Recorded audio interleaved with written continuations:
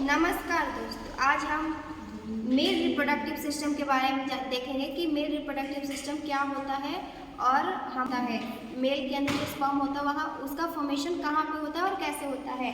तो आप ये मॉडल दिख रहे होंगे, ये हमारा मेल रिप्रोडक्टिव सिस्टम का एनाटॉमी मॉडल है। यहाँ पे फोकस करेंगे तो सबसे पहले इस मॉडल में समझते हैं कि इस मॉडल के थ्रू कि हमारा मेल रिप्रोडक्टिव सिस्टम का क्या पार्ट होता है। तो ये जो नीचे वाला जो पार्ट दिख रहा है, यहाँ पे ये फोकस करेंगे, ये जो पार्ट दिख रहा है इसको क्या बोलते हैं, टेस्टिस बोलते हैं। और इसी जगह पे इसी एरिया में स्पर्म बनता है और यहाँ पे टेस्टोस्टेरोन नाम का एक हार्मोन होता है, ये यहीं पे बनता है जो पुरुषों में दाढ़ी मूंछ के लिए सहायक होता है। या भारी आवाज़ जो पुरुषों के अंदर निकलता है वो भारी आवाज़ इसी हार्मोन के निकलने की वजह से होता है। उसके बाद ये जो ऊपर वाला पार्ट दिख रहा है यानी कि टेस्टिस से थोड़ा सा ऊपर जाएंगे तो एपिडिडाइमिस होगा।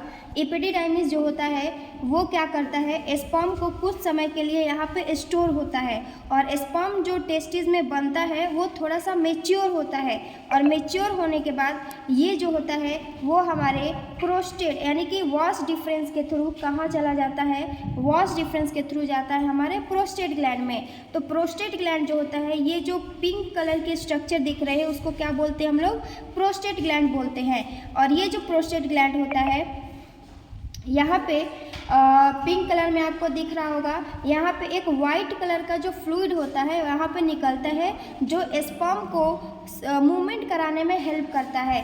ठीक है, मूवमेंट कराने में हेल्प करता है।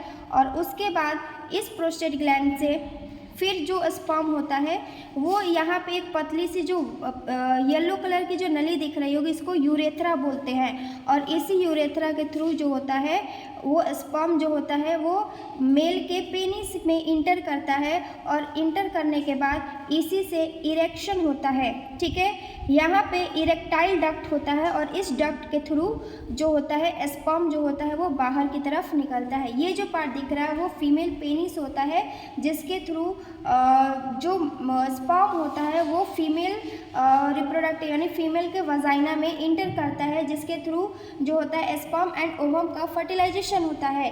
तो इस एरिया में यानी कि इस मॉडल की हेल्प से हम लोगों ने समझा कि मेल रिप्रोडक्टिव सिस्टम क्या होता है। और इस मॉडल में आप देख सकते हैं कि अलग अलग पार्ट्स दिख रहे हैं। तो अगर आपको ये वीडियो अच्छी लगी हो तो प्लीज़ मेरे चैनल को लाइक एंड सब्सक्राइब कर दें। अगर आप आगे की कोई वीडियो देखना चाहते हैं या आपको और किसी भी टॉपिक पे वीडियो चाहिए तो आप प्लीज़ मेरे कमेंट सेक्शन में जाइए और वहाँ पे कमेंट कीजिए कि आपको किस टॉपिक पे वीडियो चाहिए।